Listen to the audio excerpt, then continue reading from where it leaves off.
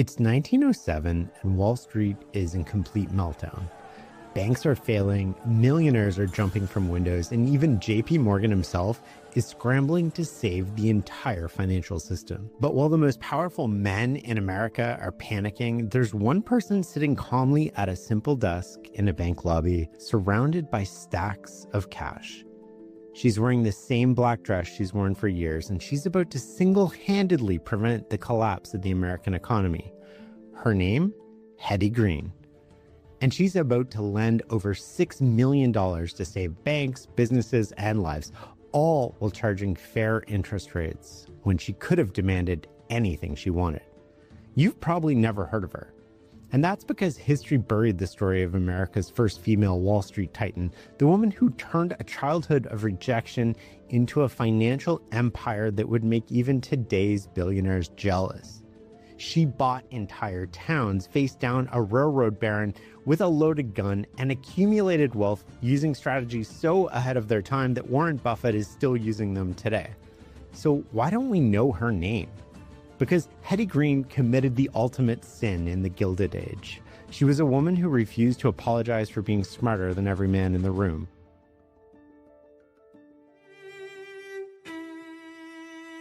Welcome to The Knowledge Project. I'm your host, Shane Parrish. In a world where knowledge is power, this podcast is your toolkit for mastering the best of what other people have already figured out. Hetty Green died in 1916, worth about $100 million. That's over $2.5 billion in today's money. And she built this fortune in an era when most women couldn't vote, couldn't own property in most states, and were banned from the New York Stock Exchange entirely. She actively managed railroads, real estate, stocks, and bond portfolios from a simple desk in a bank lobby. While other women of the Gilded Age competed for social status by throwing elaborate parties, Hetty was quietly making millions. She never had formal business training. Like any tall poppy, people took shots at her. She was mocked by newspapers, sued by family members, and had her own husband secretly pledge her fortune as collateral for his debts. This episode reveals how an unwanted daughter turned childhood rejection into financial dominance using strategies Warren Buffett wouldn't popularize for another century. But here's what matters to you. Her playbook is timeless. Whether you're making your first investment or managing millions, the strategies Hetty used still work today. Stick around at the end for my reflections and lessons learned, or visit fs.blog/podcast to see them. As always, this episode is for information purposes only. It's time to listen and learn.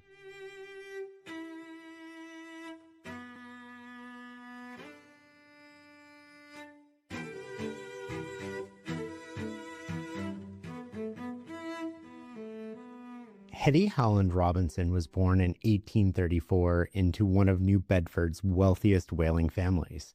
But she was unwanted. Her father, Edward Mott Robinson, had desperately wanted a son. When Hetty arrived, instead, he was, as the records show, devastated by the birth of this child. When her baby brother Isaac died just weeks after birth, her father's rage consumed the household. Hetty was cast aside and sent to live with her grandfather. Quick with numbers and good at reading, her grandfather put her to work. His eyesight was failing. His shipping empire demanded constant attention.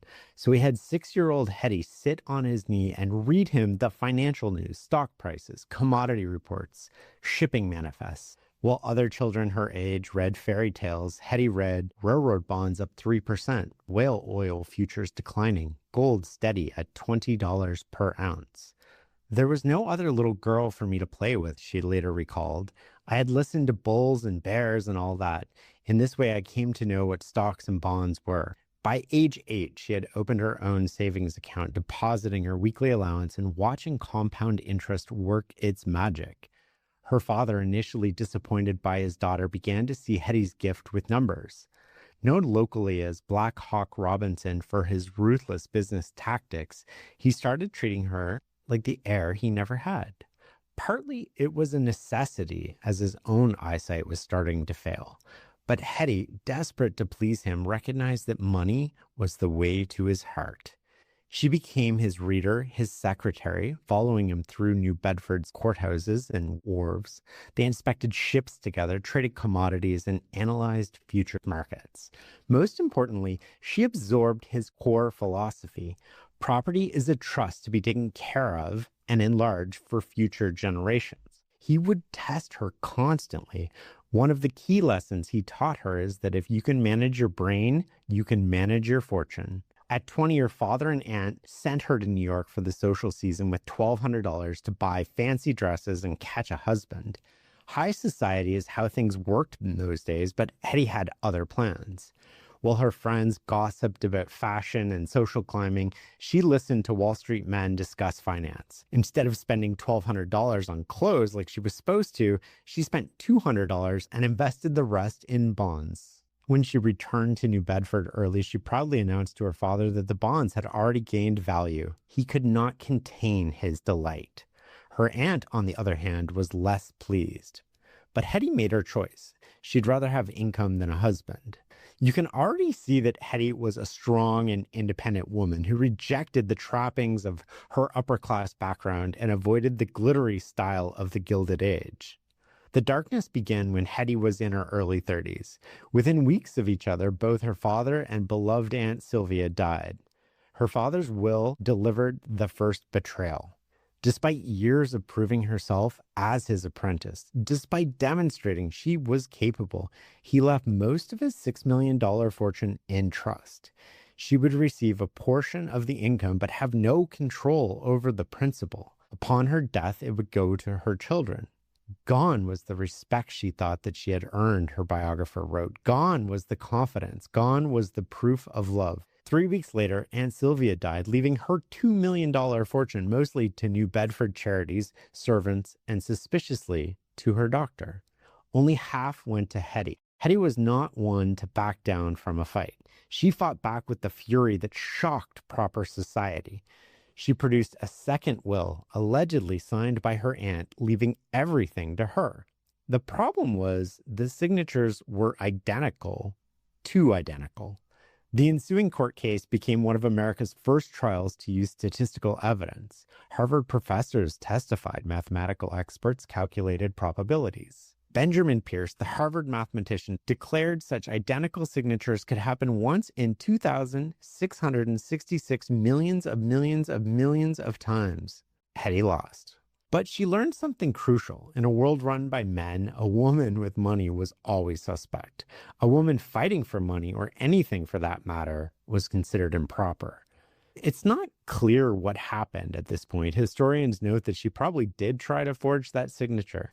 That's how desperate she was to control her inheritance.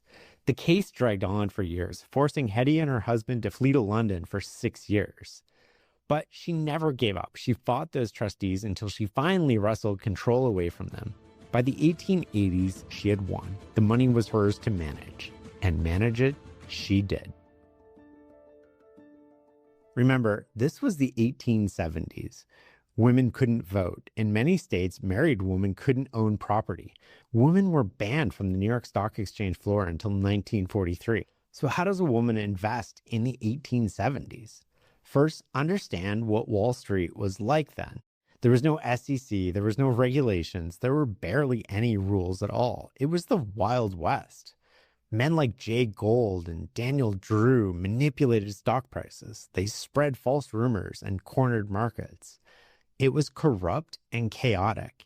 Millions were made and lost. Hetty set up shop right in the middle of it. And in an era where most fortunes were made and grown through swindling and cheating and doing whatever you could get away with, she would not succumb to the tactics of other millionaires. She did not employ workers at slave wages, did not steal land from the public or outsmart stockholders or pay off government officials like some. She did not scheme with Wall Street or speculate with other people's money. No, she told a reporter, her formula for success was simple: common sense and hard work. She kept an office in the Chemical National Bank, not a rented office because that would cost money, but literally in the bank lobby. She'd sit on the floor sorting through her papers. The bank allowed it because she kept her money on deposit there. While guys like Jay Gould tried to corner markets and manipulate the prices, Hetty approached things differently. She said, I buy when things are low and nobody wants them. I keep them until they go up and people go crazy to get them.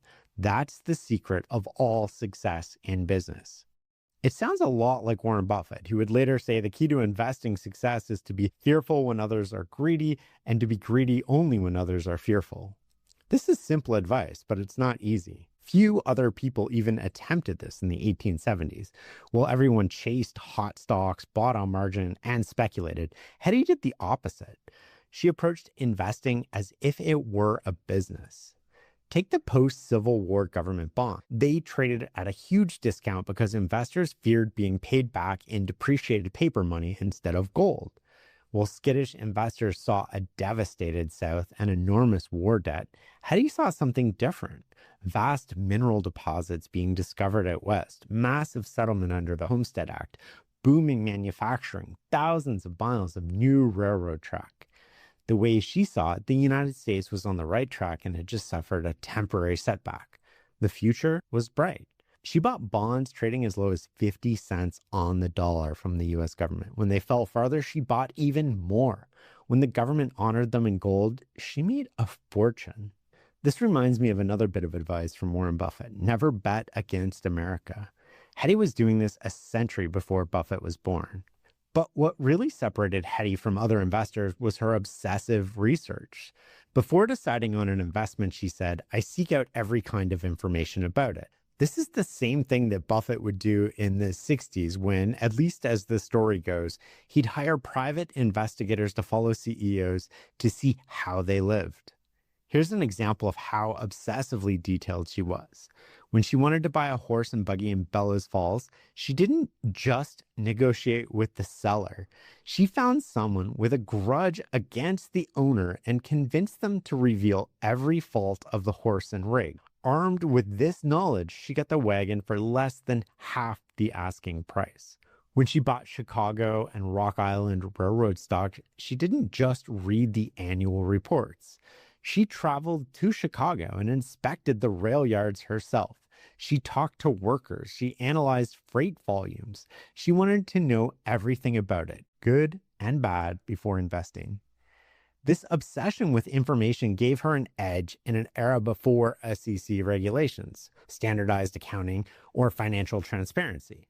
She did her own due diligence because she trusted no one else to do it.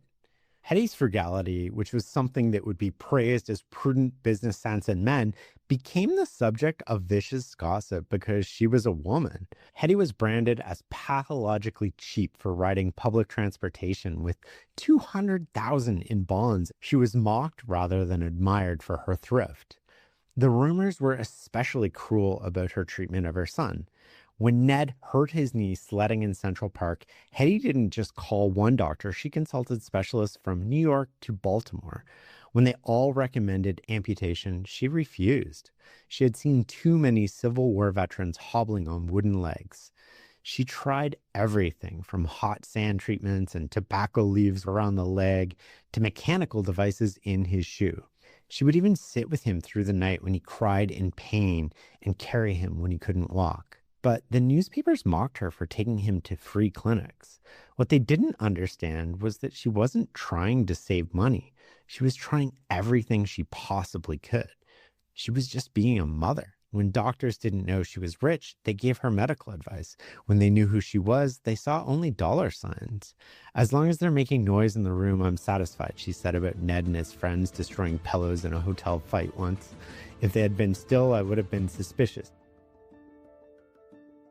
The railroad boom of the 1880s would make and break the Green marriage. While Hetty methodically built her fortune through careful research and conservative investing, her husband Edward embodied the era's speculative fever. As president of the Louisville and Nashville Railroad, he had positioned himself at the center of what the New York Times called one of the most gigantic railroad operations of the age. Edwards Railroad had expanded dramatically, gobbling up smaller lines and extending track from 875 miles to 3,500 miles, creating in the process the only monopoly route to New Orleans. For a brief moment, Edward Green stood atop of the railroad world. But Edward was an erratic financier, a gambler who bought on margin and couldn't resist a risky bet.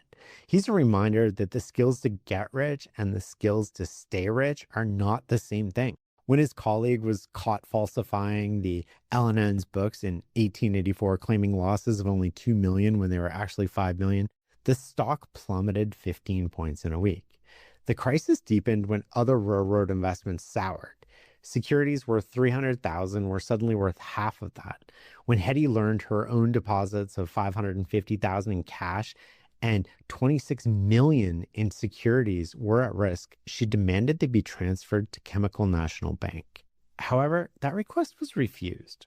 Her husband was more than $700,000 in debt and had illegally pledged Hetty's money as collateral without her knowledge. This was the ultimate violation. Hetty had spent her life fighting for control of that money, battling her father's will, her aunt's trustees, and society's assumptions about women.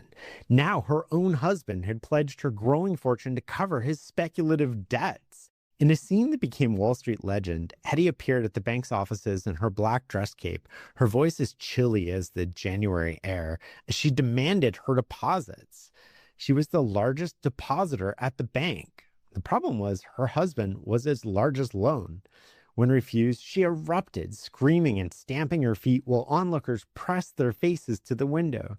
To save her fortune, Hetty paid $700,000 to rescue the bank.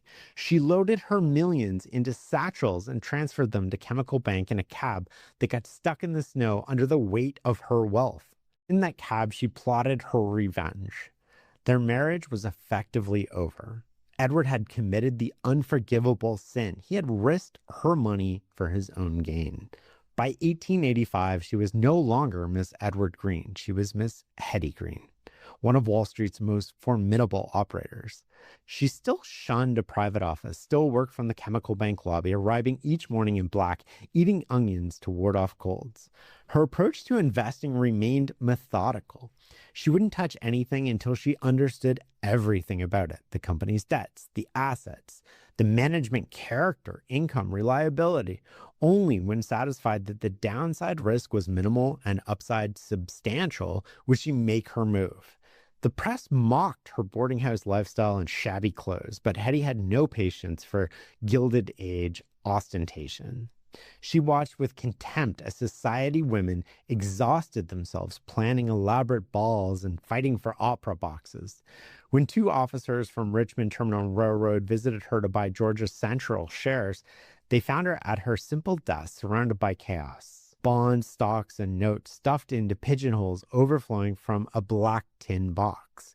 They offered $115 per share for stock she'd bought for $70.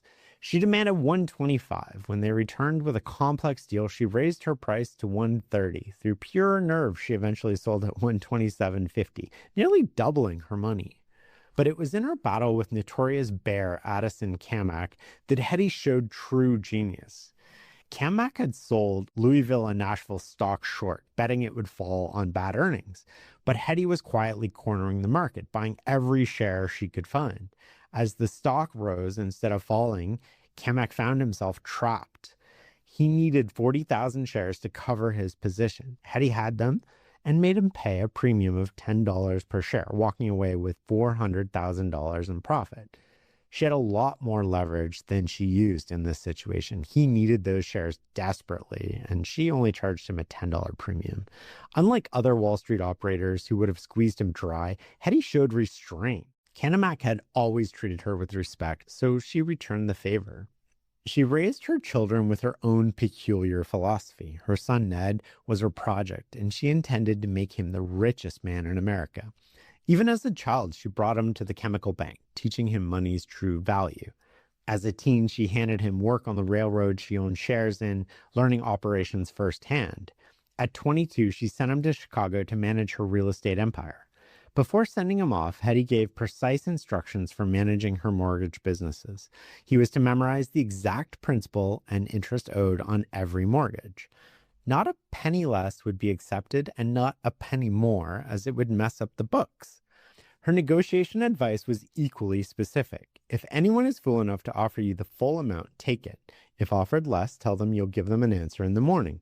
She believed in sleeping on decisions. She would say, in business generally, don't close a bargain until you have reflected on it overnight. Hetty had a set of rules that she gave him, and I want to read these out to you because they're so powerful. Just like Munger, who inverts problems, she offered Ned a list of don'ts. Don't cheat in our business dealings, for sooner or later your conscience will trouble you and you will worry yourself into the grave. Don't fail to be fair in all things, business and otherwise, and don't kick a man when he's down. Don't envy your neighbors. Don't overdress, whether you have the means or not. Don't fail to go to church, for the church needs you and you need the church. Don't forget that riches dishonorably gained must be left behind someday, and when you depart, you will find the gates of heaven doubly bolted against you. Don't forget to be charitable and don't falsify. Don't forget to obey the laws of God, for they were the first laws. And she offered one more piece of advice.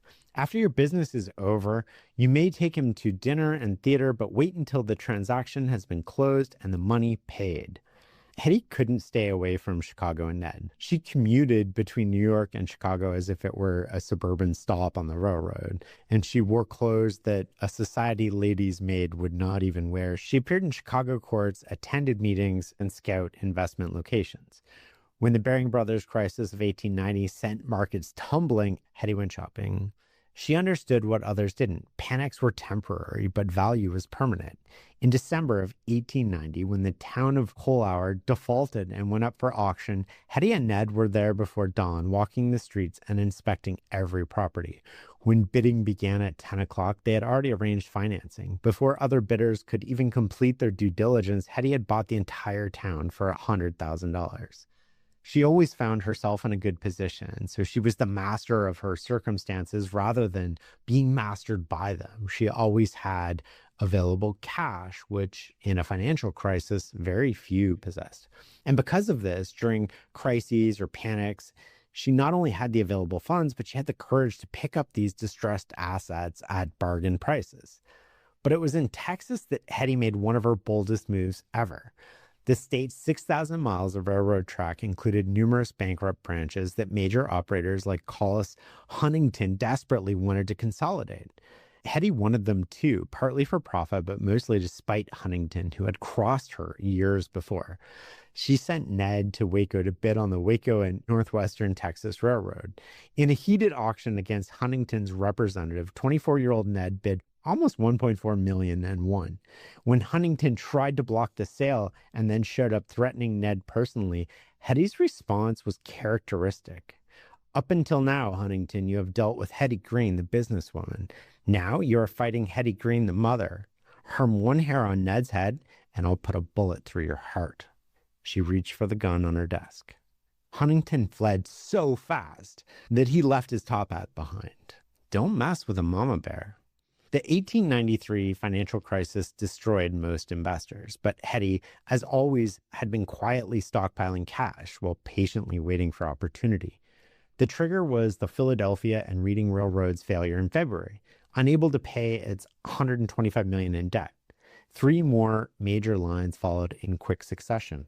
Banks that had loaned heavily to railroads found themselves underwater. Money got tight.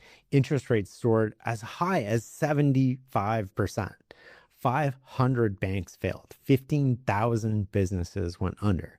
George Williams of the Chemical Bank approached Hetty with an emergency request. The New York Clearinghouse needed to create a fund to ease the credit crisis. Would she help? Of course, Hetty said sweetly. She would lend millions if they would sell her certain Chicago Railroad notes payable on demand. Williams agreed, desperate for liquidity. The moment Hetty received the notes, however, she called them in for immediate payment. When railroad executives protested they didn't have the money, she made a counteroffer. These were the same men who had supported Judge Collins for the Illinois Supreme Court, the judge who had ruled against her in a land sale years earlier. You put him on the bench, she told them, now you can take him off or you can pay your loans to me. The men convinced Collins to run for governor, promising support they never delivered. Instead, they backed his opponent. Collins withdrew, his political career destroyed. Hetty had finally got her revenge. This woman kept a grudge. While others panicked, though, she just went shopping. When Henry Hilton came begging for help to save A.T. Stewart's department store, the marble palace that had once dominated New York retail, Hetty was the only investor willing to listen. The Hiltons had run annual sales from 60 million down to 8 million. She offered them 1.8 million for 5 years, demanding the original Stewart building as security and taking her 6% interest in advance. At the time, it was the largest mortgage ever given on a single New York property. Her wealth during this period was estimated between 40 and 50 million, making her the richest woman in America and possibly the richest woman in the world. But she still lived like a middle-class widow, taking the ferry from Hoboken each morning with regular commuters, riding the streetcar to Chemical Bank, working at her roll-top desk.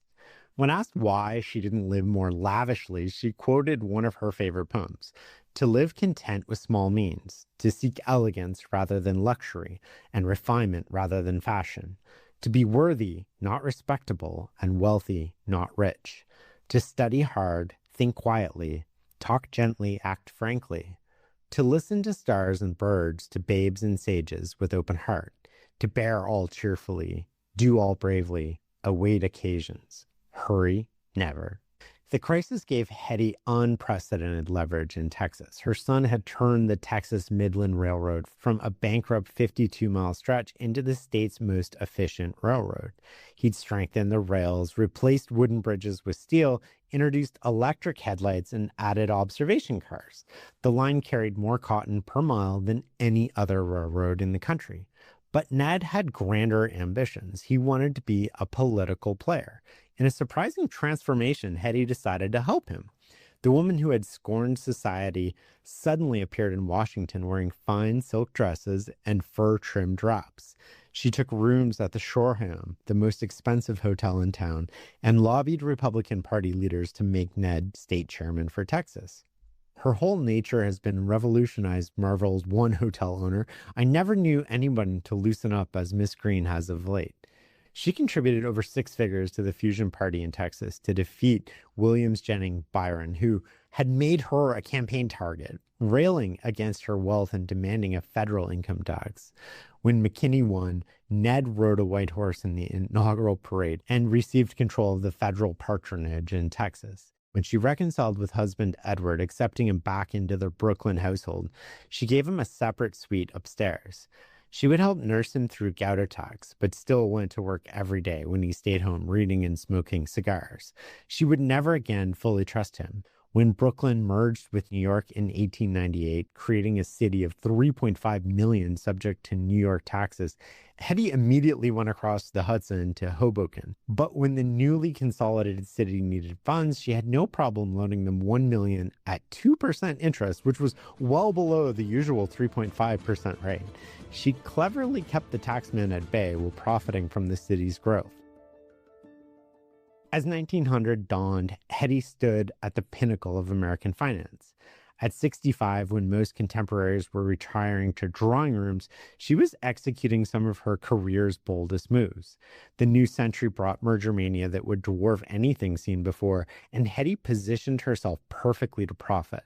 She watched with keen interest as J.P. Morgan orchestrated U.S. Steel's creation, the first billion-dollar corporation. When Andrew Carnegie sold his steelworks to Morgan for $480 million, Hetty shook her head. "Carnegie sold too cheap," she told reporters. "He should have held out for more." Her daily routine at 70 was as rigorous as her routine at 40. At Chemical Bank, she maintained her modest corner desk, surrounded by newspapers, bond certificates, and mortgage documents. Men who controlled industries worth hundreds of millions came to her for loans received in her simple black dress, while she sized them up with piercing blue eyes. "I saw all the big men on Wall Street during those years," her secretary Walter Marshall later recalled. "They would come hat in hand to Miss Green, and she would make them wait while she finished reading some railroad report. She was establishing who had the power in that room." In 1905, when she was 71, New York City faced another financial crisis. The city needed $2.5 million immediately, and banks were demanding usury rates. The city chamberlain came to Hetty personally. She had agreed to loan the entire amount at 5%, well below market rates. She is now the largest money lender in New York, declared the Los Angeles Herald. When asked why she gave the city such favorable terms, she replied simply, "New York has been good to me. I'm returning the favor." The 1907 panic found Hetty at 73 with a mind as sharp as ever. She had seen it coming for months, converting her real estate holdings to cash, calling in loans, and building her reserves. When the Knickerbocker Trust collapsed and depositors stampeded, Hetty was one of the few people in New York with ready cash. J.P. Morgan held his famous all-night meeting in his library, assembling finance titans to save the banking. There were rumors that a mysterious woman in black entered the library at midnight, and that it was Hetty Green, though Morgan later insisted it was Miss Russell Sage. Hetty was already deploying capital, lending $1 million here, $2 million there, always at reasonable rates and never taking advantage of the desperate. During the panic, she said, "I had $1 million in cash on my desk every day. The biggest men on Wall Street came to me and begged for loans. Some I helped, some I didn't. That was my privilege." She could have charged 40% interest, but she never took more than 6. Never in my life have I practiced usury. Her son Ned revealed years later that during the 1907 panic, Hetty had loaned over $6 million in Texas alone, in addition to her New York loans. She single-handedly kept several banks from failing, prevented numerous businesses from going under, and helped stabilize the entire financial system. Yet, she received no recognition, no medals, and no accolades. J.P. Morgan was hailed as Wall Street's savior. Hetty Green remained the witch of Wall Street. I think that's the way she liked it. By 1910, at 76, her health was failing. Her heart was weak, and a hernia she had suffered for years caused increasing pain. When a doctor said she needed immediate surgery, true to form, she balked at the cost. "You're all just a bunch of robbers," she told them, and continued using a stick pressed against the swelling. Her relationship with her children grew closer in those final years. Ned had become a powerful Texas political figure, serving as the Republican state chairman. But when Hetty wrote asking him to help with business affairs, he dropped everything and rushed to New York. He moved her office next to his and gradually took over more of hers. Still, she couldn't completely let go. "If you heard her put me over the jumps every day, you'd think she was as sharp as ever," Ned told reporters in 1915. "She scolds me for the way I handle her affairs and says she surely made a mistake in my education." On July 3rd, 1916, Hetty Green died at her son's country home in Bellows Falls, the same Vermont town where she had once been mocked for her shabby clothes and penny-pinching ways. The woman who had spent her life fighting for every dollar died while arguing with her cook over the cost of milk. Even in her final breath, she remained true to character, vigilant, uncompromising, and absolutely certain of the value of a penny.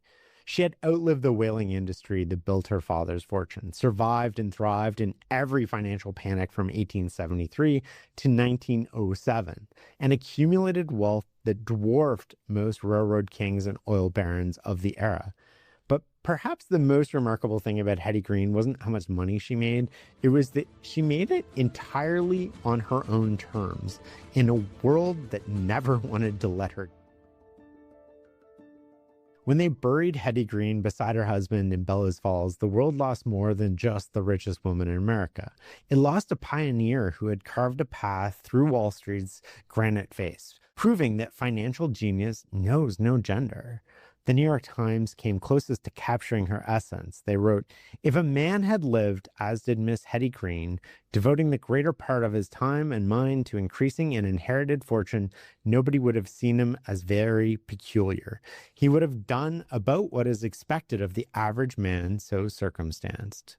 But because she was a woman, she became a curiosity, a contradiction, a story too complex for simple headlines or easy explanations. Her children inherited not just her fortune, but her fierce independence. Ned continued running the Texas Midland Railroad and became a major Texas political force, living on the grand scale his mother had denied herself. He collected stamps and coins with the passion she had shown for stocks and bonds, eventually amassing one of the world's finest collections. Sylvie, freed from her mother's shadow, flourished quietly. With her husband, Matthew Astor Wilkes, she became a generous patron of the arts and education, supporting institutions from Harvard to Columbia.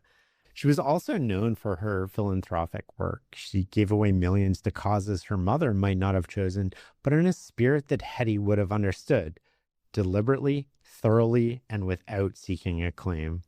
Perhaps this was Hetty's true legacy, not the money itself, but the freedom it provided.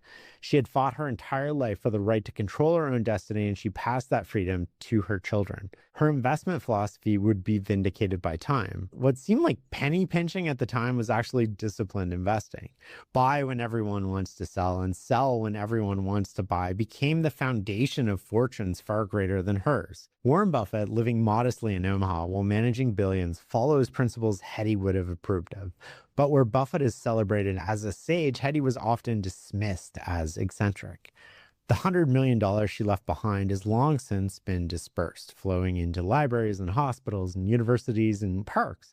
The buildings she owned have been demolished or renovated beyond recognition. The railroads she controlled have merged, failed, or evolved into something unrecognizable. But the path she carved remains. Hetty blazed a trail. She proved that the only currency that matters in finance is competence. Hetty died as she lived, on her own terms, beholden to no one, having built something through sheer force and will and intellect. She was, in the end, exactly what she had always claimed to be, a woman of business, nothing more, nothing less, and nothing to apologize for. Before we get into some of the reflections, I want to sum up some of the wisdom of Hetty Green in her own words, and I'm going to just quote her here. So before deciding on an investment, seek out every kind of information about it. Watch your pennies and the dollars will take care of themselves. This reminds me of what Indra Nooyi said in our episode about focusing on the right side of the decimal.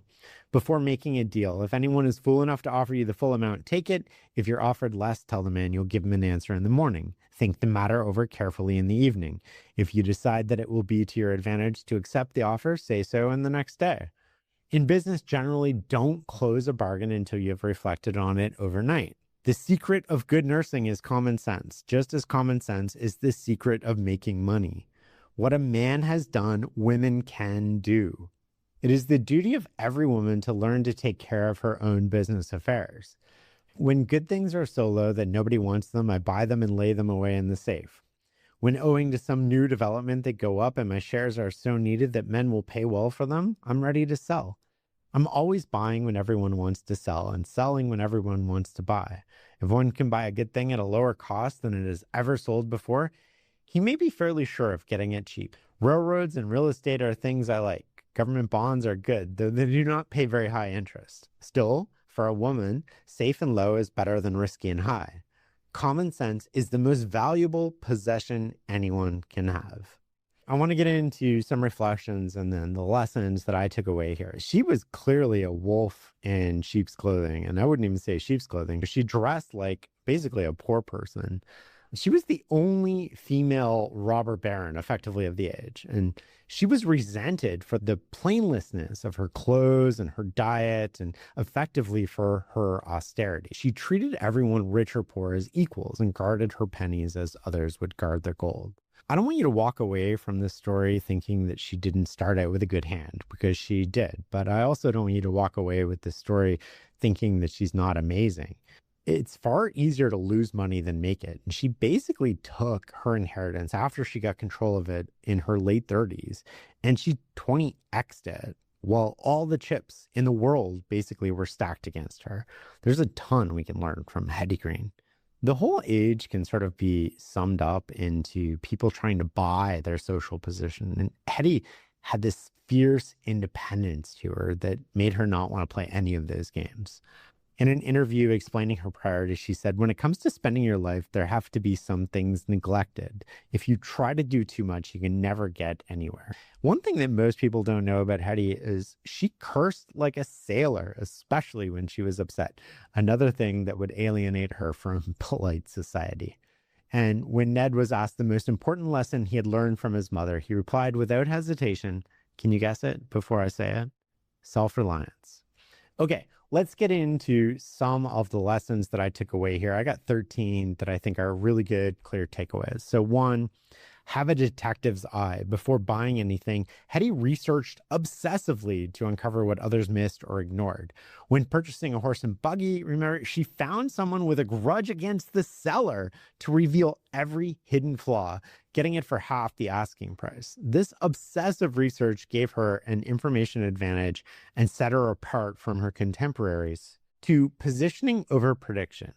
While others chased hot investments and bought on margin, Hetty always kept a massive cash reserve and never went into debt. During 1907, she had $1 million in cash on my desk every day when banks were failing and credit was impossible to find. And this liquidity allowed her to buy entire towns when others were forced to sell and lend millions at reasonable rates when desperate borrowers would have basically paid anything. Everyone looks like a genius when they're in a good position, and even the smartest person looks like an idiot when they're in a bad position. Number 3, buy when others are fearful and sell when they are greedy. Hetty's core investment philosophy was beautifully simple. I buy when things are low and nobody wants them. I keep them until they go up and people are crazy to get them. This wasn't just a clever saying. She executed this strategy through every financial panic from 1857 to 1907. 4, pay attention to the right side of the decimal. She often said, watch your pennies and the dollars will take care of themselves. Control your own financial destiny. Hetty spent decades fighting trustees, her father's will, and her aunt's estate just to gain control over her inheritance. 5, be fiercely independent. Hetty was completely comfortable trusting the results of her own thinking and judgment. She lived convinced that as a businesswoman, she was fundamentally alone and nobody else would watch out for her interests, so she had to. And while others sought the safety of consensus, Hetty felt most comfortable making decisions on her own. This independence extended to how she lived. The rules she chose to live by were her own, rather than those imposed by society. Number 6, structure matters. I go my own way, take no partners, risk nobody else's fortune. Number 7, she mixed patience with decisiveness. She would buy assets and tuck them away for years, sometimes waiting decades for investments like greenbacks to pay off. Her extreme frugality, refusing to take carriages despite being worth millions, wasn't miserless, but rather an understanding that every dollar spent was a dollar that couldn't compound. Number 8, stick to your circle of competence. Hetty concentrated on what she knew best, railroads, real estate, and government bonds. She avoided complexity and speculation. She never borrowed money, following her father's advice to never owe anyone anything, and kept her operations simple enough that she could manage everything herself from a desk at her bank. Number 9, make work your passion. She said, my work is my amusement. When asked why she didn't retire, responded, why should I give up work? Work wasn't a burden. She was completely in love with the intellectual puzzle of investing in business and the day-to-day sort of grind. Number 10, manage risk. Hetty's approach to risk was sophisticated yet simple. She would only invest when she was satisfied the downside risk was low and the upside was high. Number 11, operate in private. Don't draw attention to yourself. Hetty's investments were not always known. She purchased property under fictitious names. She bought stocks under other identities, and she was praised by shrewd observers for how closely she held her positions. She moved in silence. Number 12, stay connected to the territory. Her frugality served one other purpose that a lot of people don't think about. She kept in touch with the real world. And finally, 13, win-win or walk away. Even when Hetty had a lot of leverage over other people, she never took advantage of them. Thank you for listening and learning with me. I hope you loved this episode of Outliers as much as I did. There's so many things that we can learn from Hetty Green and take away from this episode. I'll be listening to it again and again.